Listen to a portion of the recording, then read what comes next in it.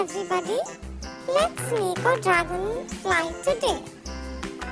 For that, let's make two circles, two small circles, and inside the circles another two small circles.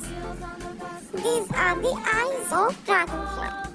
Then a U shape joining both the eyes.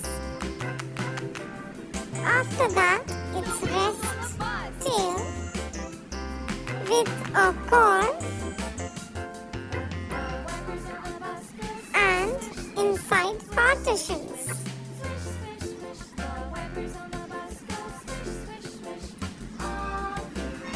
After that, we make its wings.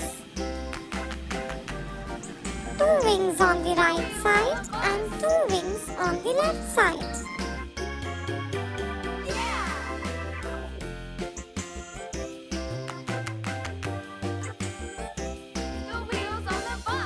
Now let's color it. Its wings by the color green.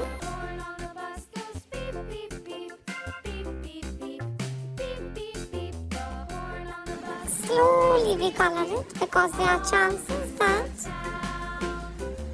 the color goes out of the picture.